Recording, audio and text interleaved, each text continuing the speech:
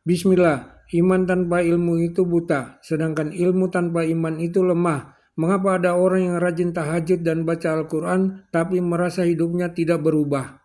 Jawabannya ada pada keseimbangan.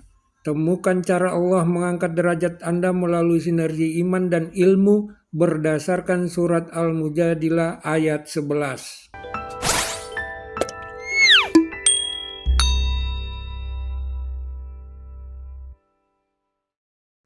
Adalah cara kita untuk mengetahui Allah, cara kita untuk mengetahui Islam dengan luar biasa. Makanya iman dan ilmu tidak bisa dipisahkan. Adalah cara kita untuk mengetahui Allah, cara kita untuk mengetahui Islam dengan luar biasa. Makanya iman dan ilmu tidak bisa dipisahkan. Sebaliknya ada orang itu berilmu. Mohon maaf, ini orangnya ahli ngaji Pak, berilmu. Mungkin pondokan bisa kalau. Tapi imannya hilang waktu itu. Maka orang yang pondokan ini akan berubah. Seolah-olah dia menjadi orang yang lemah. Ini nyuwun saya Pak, saya tidak tahu dimaksudkan ini begini enggak. Ini ada jamaah tanya, Ustaz, kulo niki ya nopo Ustaz? Ya nopo Pak? Tapi jangan tersinggung Ustaz ya. Nah, tersinggung ya kulo mboten Ustaz. Nggih, satu. Kulo niki setiap malam tahajud. Setiap malam. Paling jelek. Saya ini bangunnya 3:30, paling jelek. Berarti saya tahajud saya menangi. Subuh, zuhur, asar, maghrib mesti ke masjid. Ini sampai isya ya, ke masjid. Bahkan kalau ada adzan, saya naik motor, naik mobil, mandek ke masjid, ke masjid. Dan saya mesti di soft pertama. Berikutnya, saya ini juga poso Senin Kamis. Jadi catat 3 ya. Berikutnya, kalau pengajian saya selalu di depan, nggak pernah di belakang. Apa mana senden ambil turu-turu, nggak pernah. Ini buatan kena jenengan ini buatan ini. Karena kira-kira pahala ini sengaja ini buat. Nah, ibu-ibu kan memang beda. Itu saya lakukan. Bahkan yang kelima Ustaz, mohon maaf, saya itu baca Al-Quran tidak pernah let. Setiap hari saya baca minimal one day one juz, satu hari satu juz. Ini kok pertanyaannya gak jelas ya. Saya tanya aja, kesimpulan apa Pak jenengan pertanyaannya? Kenapa hidup saya ini kok sih begini ya? Pancet tidak berubah. Kadang-kadang kekurangan, kadang-kadang. Terus saya ini mesem. Mesem saya itu ini. Kira tak jawab sekarang kok. Orangnya emosi, kelihatan emosi. Kan orang emosi ini kan lemah. Maka ketika dia lemah, saya pesen, Pak, saya ini waktunya mepet. Jenengan mau ngomongnya 5 menit, sekarang itu 10 menit, Pak. Curhat jenengan, pertanyaan ini 10 menit. Dan saya harus pergi ke sana, karena saya ini tidak nutut waktunya. Insya Allah, pekan depan saya jawab. Karena kajian rutin, ada kajian rutin. Insya Allah saya jawab. Saya minta tolong ya, untuk pekan depan saya jawabnya. Ini kesusu. Oh iya, pesan saya satu Ustaz. Rumput tetangga tidak lebih hijau. Saya jawabannya nyeleneh ini ya. Rumput tetangga tidak lebih hijau. Ngoten mawon nggih sementara, nanti insya Allah pekan depan saya jawab. Bareng, assalamualaikum. Saya tinggal. Setelah pekan depan sudah nunggu Pak. Bahkan saya sudah naik motor itu ditunggu di depan, di parkiran saya tunggu. Saya Pak Ustaz sini sebelah sampai dikasih parkir khusus. Biasa parkir khusus langsung didampingi. Waduh Ustaz, bener jenengan Ustaz. Nopo sing bener Pak, kok bingung nopo. Bener Ustaz, pokoknya tidak salah. Ngapa ya kalau bingung? Ini apa sih? Ternyata dia ngomong, saya kemarin yang tanya itu misalnya. Oh iya, iya Pak. Benar itu sepuluh Pak. Memang saya rasakan selama ini, saya ini kurang bersyukur. Ternyata tahu jawabannya sendiri ya. Alhamdulillah. Padahal saya jawab itu susah loh. Bukan masalah apa-apa. Orang itu kalau tidak dari kesadaran, dikasih jawaban apapun mesti nolak. Apalagi emosi orang. Ustadz, sampai kadang ngaji bolos-bolos. Kan izin kan bolos Pak. Izin, saya masih ada keperluan. Bolos. Saya lihat dibalik kalah. Sampai Ustadz, ngaji bolos-bolos saya. Aku ngaji gak tahu bolos. Saya itu kadang-kadang dibalik begitu ya, ya nelongso ya. Namanya orang itu kadang ada ininya. Makanya saya tuh meninggalkan ngaji itu berat, mestinya berat. Tapi kalau ada keperluan yang mendesak, ya minta maaf. Nah, Bapak Ibu, kalau sudah begitu, orang itu akan diangkat derajatnya oleh Allah. Satu, dia iman. Dua, berilmu. Maka panjenengan sudah tepat. Kalau panjenengan sudah tepat, ini ada hadis yang diriwayatkan dari Imam Muslim terkait Allah itu senang pada si fulan, maka Allah perintah kepada malaikat Jibril untuk memviralkan. Hadisnya begini. Hei Jibril, aku senang ambek si fulan ini. Siap ya Allah. Jadi malaikat Jibril karena sudah tahu, maka malaikat Jibril turun ke langit, ketemu makhluk-makhluk langit. Hei penduduk langit, si fulan ini orang yang dicintai atau hamba yang disukai oleh Allah, disenangi oleh Allah. Ada kelebihannya hamba ini. Makanya Bapak Ibu, ada beberapa hamba itu yang amalannya tidak terlalu banyak, tapi jadi viral gara-gara sesuatu yang dia istiqomahkan. Istiqomahnya apa? Al istiqomatu alamatul karomah. Al istiqomatu utawi istiqomah. Orang yang selalu istiqomah. Alamatul karomah. Itu tanda dia menjadi orang yang mulia. Jadi orang itu yang istiqomah akan jadi mulia. Kenapa mulia? Allah angkat derajatnya.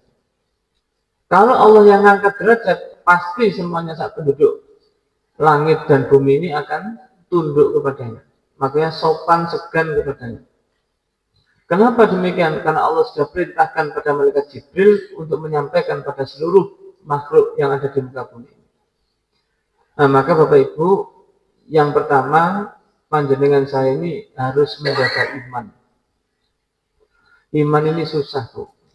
Al-imanu yazidu wa yanqus. Iman ini kadang bertambah, kadang berkurang. Saya yakin selama kita ini masih manusia, mesti tidak stabil, mesti. Tidak tahu lihat panjenengan, wah aku stabil kok. Tidak tahu. Manusia itu pasti tidak stabil. Saya katakan pasti itu karena apa? Nabi, Rasul itu ngeluh kadang. Kadang-kadang ngeluh ketika itu. Saking beliau mendapatkan itu. Mulai Nabi Adam sampai Nabi Muhammad SAW hampir-hampir begitu. Hampir. Tapi meskipun beliau tetap ada ma'unah, ada mukjizat dari Allah sehingga terselamatkan. Lek kita ini enggak. Kita ini bukan siapa-siapa. Pasti akan berkurang. Ya, pasti juga akan bertambah. Makanya manusia itu kalau punya iman kuat, maka dia mengalahkan malaikat. Punya iman kuat, mengalahkan malaikat. Tapi kalau manusia itu punya iman lemah, dan lemahnya itu pada titik terlemah, maka dia akan mengalahkan setan. Setan itu sampai pensiun dini gara-gara manusia. Pensiun dini kan apa? Nah iya, waktu balang jumroh sendiri dilempari setan, sih melakukan manusia. Jadi setan itu ngomong, Saya pensiun dini ya Allah, ini guyonan tadi Bu. Bercanda. Kenapa? Memang manusia itu kalau maaf iblis setan itu, kalau dengan orang tuanya itu saya hormat. Iblis ini dengan mbah-mbahnya itu saya hormat. Tapi manusia itu enggak. Dengan wong tua ini dengan baik wani. Itu bedanya Bu. Kalau sudah begitu, lek kita ini buruk mengalahkan iblis, kalau baik mengalahkan malaikat. Itu manusia. Nah, maka imannya harus dijaga. Yang kedua, Bapak Ibu sekalian, ayo kita ini memiliki ilmu. Ilmu itu kalau kita melihat ada sabda Nabi yang begini. Wa may yuridillahu bi khairan yufaqihu fiddin. Barang siapa yang Allah kehendaki kebaikan pada seorang hamba, Allah pahamkan ilmu agama pada hamba ini. Ilmu agama itu yang menjadikan kita ini tertata. Orang yang ilmu agamanya kuat, bukan berarti ilmu agama itu hanya ustadz loh Pak, Bu. Orang yang suka ngaji seperti panjenengan ilmunya kuat, mau mempraktekkan ilmunya, itulah juga termasuk orang-orang yang berilmu. Sehingga panjenengan ini, kita semua ini, akan diberikan oleh Allah sebuah pemahaman agama. Sidik-sidik melakukan agama. Ini oleh enggak ya menurut agama? Oh enggak boleh, mandek. Ini bagaimana menurut agama? Oh boleh, lanjut. Jadi menurut agama, timbangannya adalah agama. Jangan timbang pakai akal, yang sifatnya akal itu kadang mengalahkan wahyu.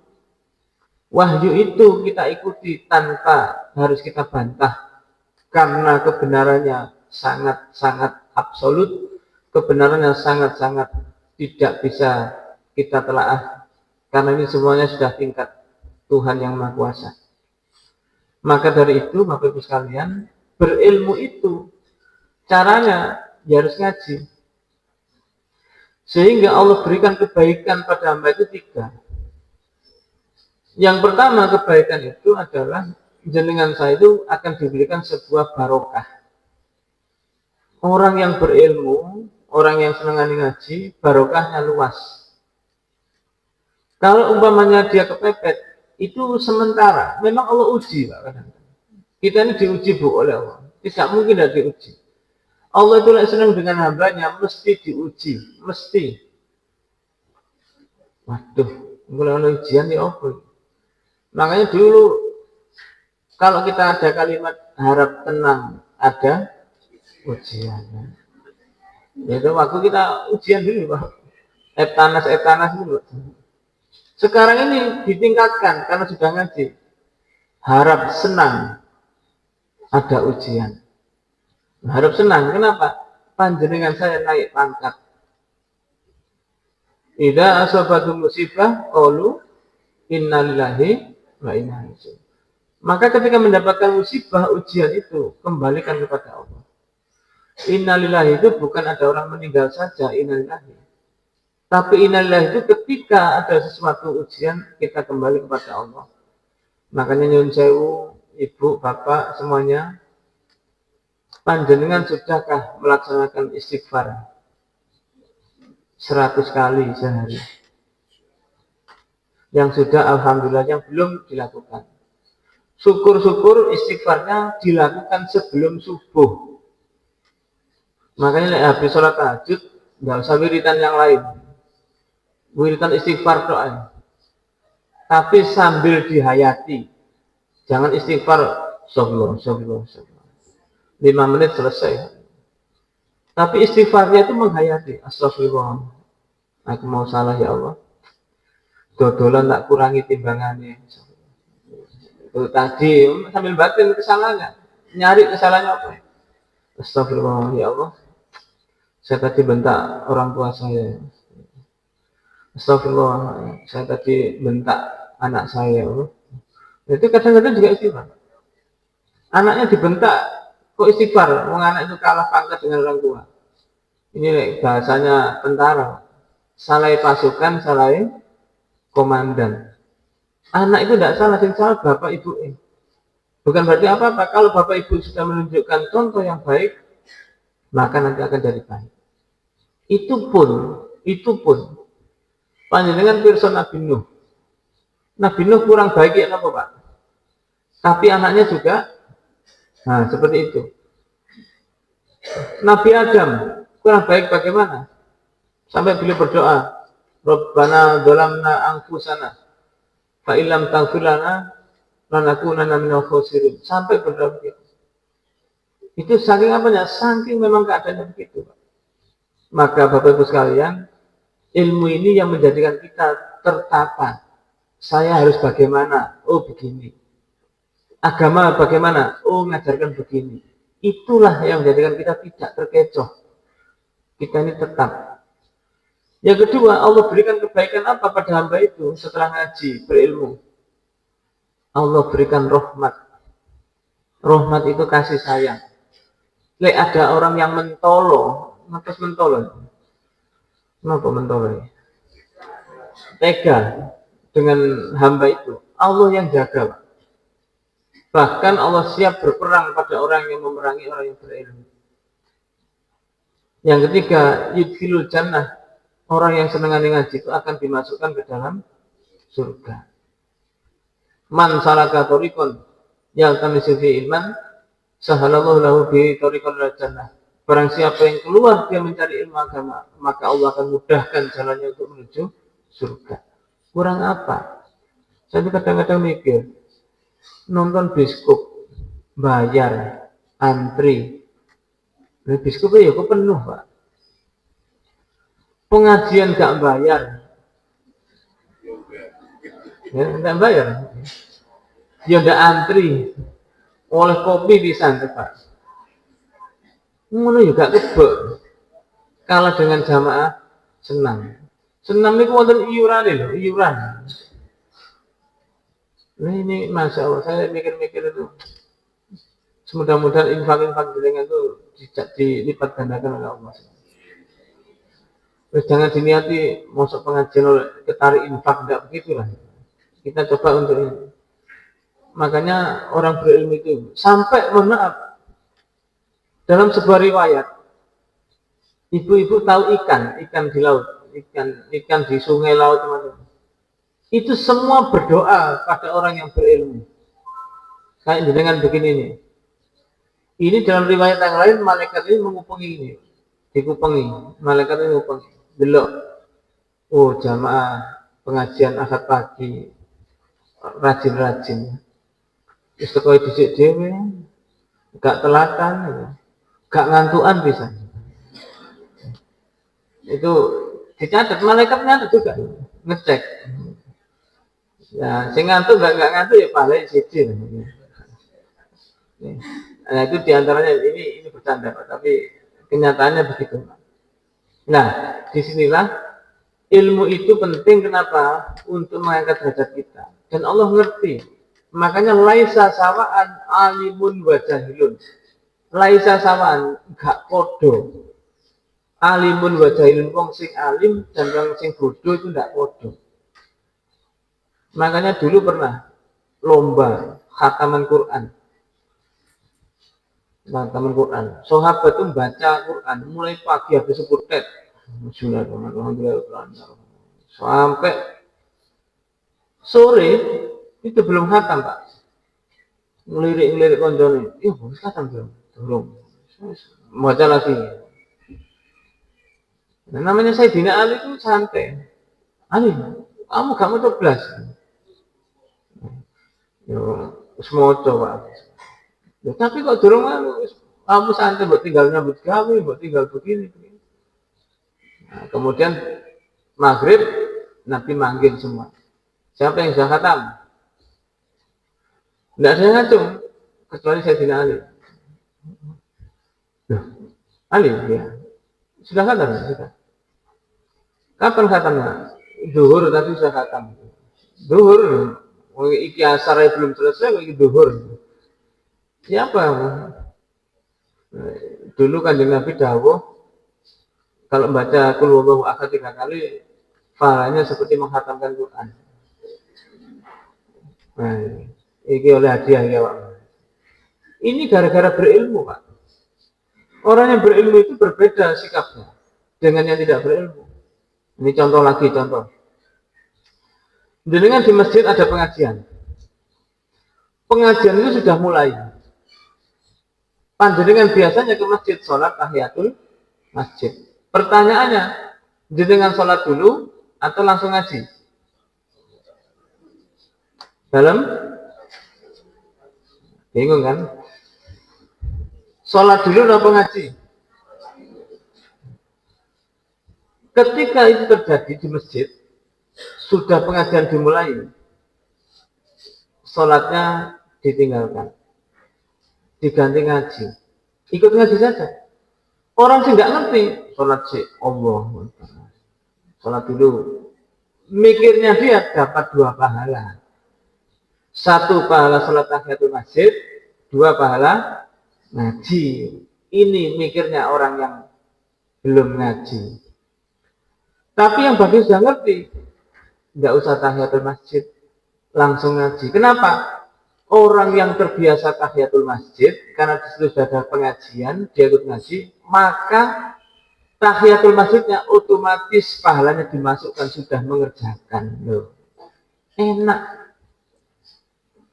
Loh, aku mau gak ngelakoni, wis dianggap ngelakoni, wis dianggap dapat pahala. Tolabul ilmi afdalu min sholatin nafilah. Mencari ilmu agama itu lebih utama daripada sholat sunnah.